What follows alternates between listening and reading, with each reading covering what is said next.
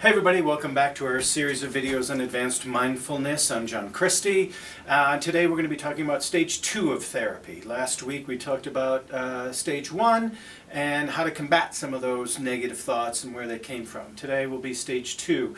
These are the positive internal emotional thoughts that we need to foster, because we said if we're able to shrink down our thinking or negative thinking to an appropriate level for our lives, we're leaving a gap, and so we must fill it with something. So these are the positive internal emotional thoughts, a couple other synonyms for these things, even though if you watch my first video you know about me and synonyms. We want to keep it simple, and yes, we are still only working on your thoughts, but just a way to conceptualize some things. These are really ultimately your core beliefs, which is another synonym for thoughts, but if you remember from one of our other videos, I said that was the only synonym for thoughts that I would allow, because they are thoughts, right? But a thought can be anything. The walls can be, I can think the walls are purple. It's not a belief of mine, but I can think it. And so what we're doing is we're getting past just your thoughts, and we're getting down to your core beliefs about who you are. Because these are so important. As we said, these two types are the most impactful types of thoughts we can have. So let's really ramp up these, because these are going to have the most impact on your positive emotions. Couple other synonyms for these to try to conceptualize. This is really your emotional toolbox, right? So when you don't know how to handle a situation, and I don't mean practically, if you don't know how to change a tire, but emotionally, how are you going to deal with this? This is your toolbox. You will know, you will have a guide, you will have a center and a toolbox to go to say, I know how to handle this. And this has important ramifications, because not only the technique, but ultimately in stage 3, when we talk about stage 3, that's where we have to get into the subconscious mind. And the toolbox, this idea of the brain knowing how it's going to handle something, not what it has to handle, will leak into the subconscious. And that's a very important part of controlling and mitigating depression and anxiety in the future. Because if your subconscious knows how you're going to handle it, there's a big chunk of the problem out of the way. And so now the brain just has to do with practically what do we have to do. And one other word that society uses a lot, and this is fine because it's a word we use a lot, and that's confidence. This is where I believe your confidence should come from. If someone told you, or if someone asked you, hey, you look pretty confident this week, and you said, yes, because I just got a new Mercedes-Benz, is that a good answer? For me, no. It's terrible, because it's practical.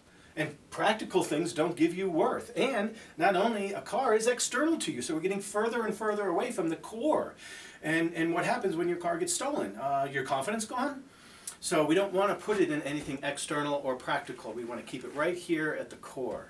And realize that negative thoughts and positive thoughts coexist. As we said, we can't just get rid of them. So we're going to be working on stage 1 at the same time we're working on stage 2, because we're shrinking and filling.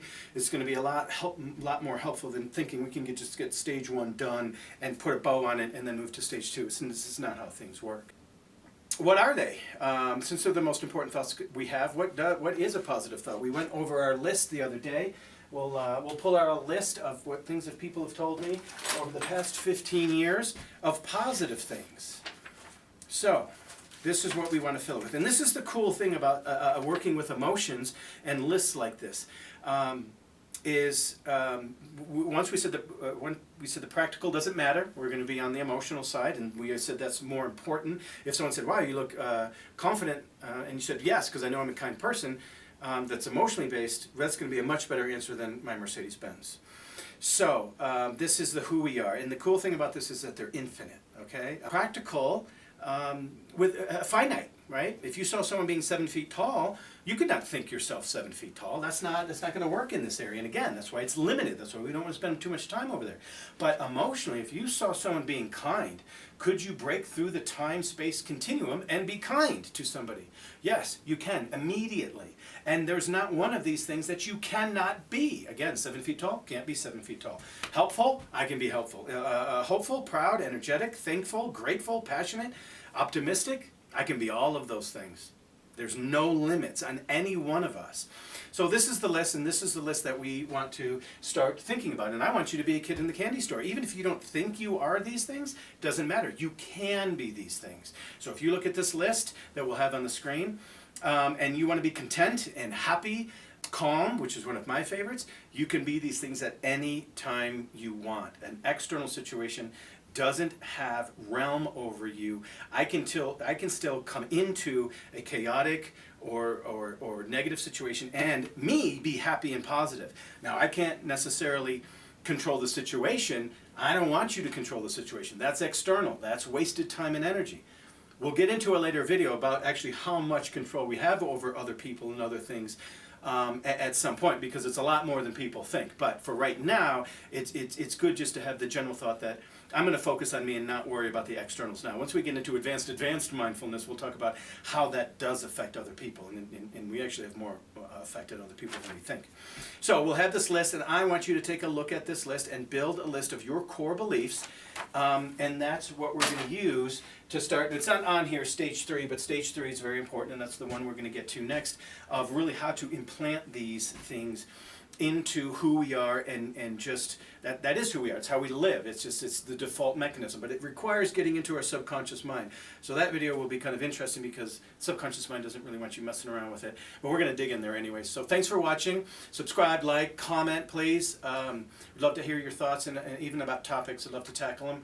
Until next time, God bless. Thank you very much. Bye-bye.